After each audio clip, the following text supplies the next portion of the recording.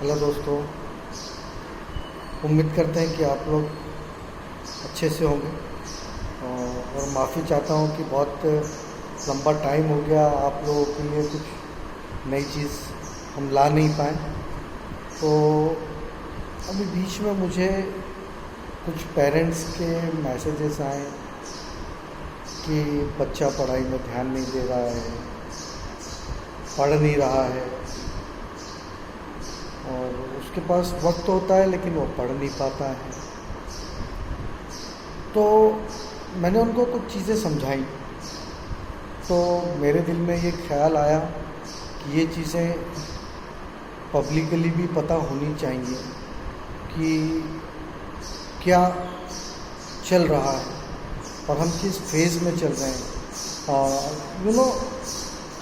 अभी का जो टाइम चल रहा है, पब्लिक ये समझ रही है कि ये कंपटीशन का टाइम है और एक रेस लगी हुई है, और उस रेस के अंदर हम भी हमारे बच्चों को दौड़ाने के लिए लगे हुए। और ये देखा गया है कि जो टॉप एनालिसिस कर रहे हैं लोग, उनके रिजल्ट्स में और रिसर्च मैगजीन्स में और रिसर्च में ये चीज़ें सामने आ रही हैं कि बच्चा खुद पढ़ाई से पीछे नहीं हट रहा है। कहीं ना कहीं इसमें पेरेंट्स का इंटरफेयर है कि बच्चा जो है तो पढ़ाई से पीछे हट रहा है। तो इस चीज़ को मद्देनज़र रखते हुए ये चीज़ें समझ में आ रही हैं कि there is an important role of parents, कि पेरेंट्स का, माँ बाप का बच्चों की पढ़ाई के लिए बहुत इम्पोर्टेंट रोल होता है। और कहीं ऐसा तो नहीं हो रहा है कि हम हमारे बच्चों की पढ़ाई में टांग अड़ा रहे हैं, उसको रेस से पीछे खींच रहे हैं, या ज़बरदस्ती हम उसको रेस में ढकेल रहे हैं। होता है इस तरीके से, जिसकी वजह से बच्चे जो है तो पढ़ाई से पीछे हटते जाते हैं।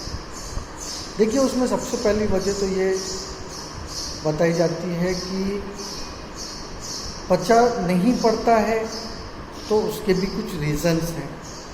तो पेरेंट्स को ये चाहिए कि वो अच्छी तरीके से ऑब्ज़र्व करें, बच्चे की निगरानी करें, उसकी जासूसी ना करें, उसकी सिर्फ निगरानी करें कि वो क्यों नहीं पढ़ रहा है। या तो उसके साथ कोई कन्वर्सेशन करें, उससे कुछ बातें करें कि बेटा आप क्यों नहीं पढ़ रहे हो।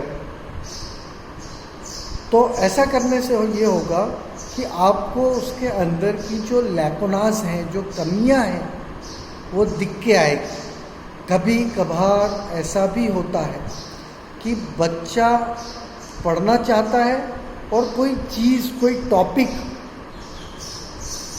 उसको जो है तो बाउंसर हो जाता है, कोई बात उसको समझ नहीं आती है, जिसकी वजह से आगे के टॉपिक्स उसको समझ नहीं पाते, जिसकी वजह से वो डर की वजह से उससे दूर हो जाता है। दूसरी चीज़ ये भी है कि जो प्रीवियस एक्सपीरियंस वो अपने सीनियर्स से सुनता है कि ये सब्जेक्ट बहुत टफ़ है, इसमें तो ये प्रॉब्लम्स आती हैं, इसको पढ़ने में ये दिक्कत आती है। जैसा कि आमतौर पे इंग्लिश और मैथ्स से रिलेटेड क्यूरीज होती हैं। तो इसको ओवरकम करना है कि बच्चे के दिल से वो डर कैसे निकले। अगर बच्चा नहीं पढ़ रहा है तो उसकी अच्छे से काउंसलिंग की जाए।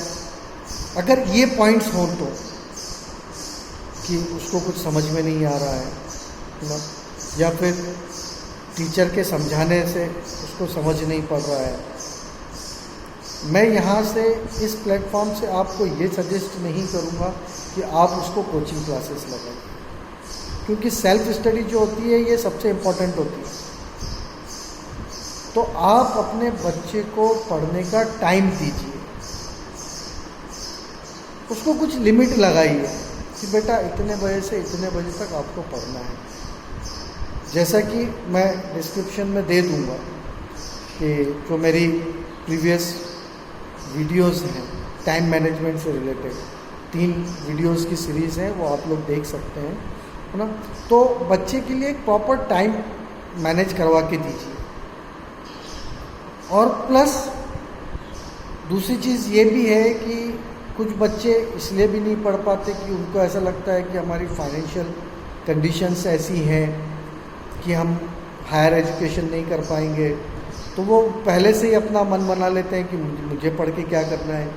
तो इसके लिए भी सॉल्यूशन है कि मेरी एक वीडियो है, उसका भी लिंक मैं डिस्क्रिप्शन में शेयर कर दूँगा, कि जो गवर्नमेंट की तरफ से हायर एजुकेशन के लिए स्कॉलरशिप्स दी जाती है, तो आप उसको भी रिफ़र कर सकते हैं। दूसरी चीज़, अपने बच्चों के लिए हम एक रिवार्ड सिस्टम बनाएं कि देखिए, लालच, मैं रिश्वत देने की बात नहीं कर रहा। लालच ऐसी चीज़ होती है कि जिसके वजह से बच्चा कुछ ना कुछ पढ़ लेगा कि बेटा आप इतना कर लो। छोटी छोटी बातें बोल रहा हूँ मैं आपको ये यहाँ से ये सजेशन नहीं दे रहा हूँ कि आप उसको बाइक का प्रॉमिस कीजिए, मोबाइल का प्रॉमिस कीजिए। छोटे छोटे आपका बच्चा किन बातों से खुश हो जाएगा, वो छोटी छोटी बातें जो वो प्रीवियसली डिमांड करता रहा है, तो उसको आप पूरा करने का कमिट कीजिए। ये एक चीज़ हो सकती है। फिर उसको जो है तो छोटे छोटे गोल सेट कीजिए, छोटे छोटे टारगेट दीजिए। जैसे एक छोटा सा एग्जांपल देता हूँ कि अगर बच्चा पहली या दूसरी में है, तो हम उसको क्या बोलते हैं, बेटा 2 का पहाड़ा याद कर लो, 3 का पहाड़ा याद कर लो। हम उसको ये नहीं कहते कि बेटा तू 9 का पहाड़ा याद कर ले, तू 12 का 13 का पहाड़ा याद कर ले। तो उसको उसकी एज के हिसाब से हम उसको वो गोल देते हैं। तो बच्चा जिस एज में हो उसको उस एज के हिसाब से गोल को सेट करना सिखाइए। इसके लिए भी हम आगे वीडियो लाएंगे गोल सेट करने के लिए, गोल के कैसे सेट किया जाए। तो एक तो ये चीज़ हो गई कि उसको छोटे छोटे गोल सेट करना सिखाइए, छोटे छोटे टारगेट सिखाइए। प्लस उसके साथ हमारे बच्चे के परफॉर्मेंस पे हम ना जाएं, हम उसको कंटिन्यूस लर्निंग पे हम उसकी फोकस दें कि वो कंटिन्यू पढ़ाई करें। अब होता यूँ है कि हम लोग ये समझ लेते हैं कि बच्चा नोटबुक में लिख रहा है, इन वर्कबुक में लिख रहा है, तो ये पढ़ाई नहीं होती है, ये उसका राइटिंग वर्क्स है, ये उसका लिखने का काम वो कर रहा है। पढ़ाई ये होती है कि जो सब्जेक्ट्स हैं उसके अंदर जो चैप्टर्स हैं उनको रीड किया जाए और उसको अंडरस्टैंड किया जाए, उसको समझा जाए।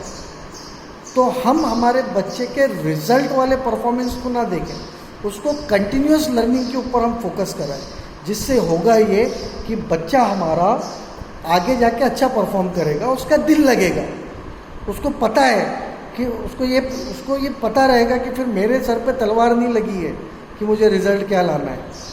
तो वो उसका दिल लगा के पढ़ाई करेगा। और इसके साथ में उसको स्ट्रेस फ्री रखिए, उसके ऊपर मेंटली प्रेशर ना डालें कि तुझे करना ही है ना। और बीच बीच में उसको थोड़ा थोड़ा टाइम ब्रेक भी देते रहिए, है ना। कुछ टाइम खेलने के लिए दीजिए, और इसके साथ ही उसको कुछ एक्सरसाइज भी आप करवाइए। जैसे स्कूल्स वगैरह में मॉर्निंग सेशन में होती हैं, है ना, व्यायाम, तो वो उसको करवाइए। तो ये छोटी सी बातें हैं। तो उम्मीद करता हूँ कि आप लोगों को ये चीज़ें पसंद आई होगी। और जैसा कि मैंने कहा कि मैं जो गोल सेट करना है उसके ऊपर भी आगे वीडियो लाऊंगा कि किस तरीके से हम हमारे गोल सेट करें। तो मैं अपने व्यूअर्स को थैंक्स बोलता हूँ कि आपने वक्त निकाल के मेरे इस वीडियो को देखा, और उम्मीद करता हूँ कि आप इस वीडियो को लाइक भी करोगे और दूसरों तक भी पहुँचाओगे, ताकि जिनको भी प्रॉब्लम्स आ रही हैं पेरेंट्स को, तो वो मेरे इस वीडियो को ज़रूर देखें और दूसरों तक पहुँचाएँ, और मेरे चैनल को सब्सक्राइब ज़रूर कीजिए। Thank you for watching.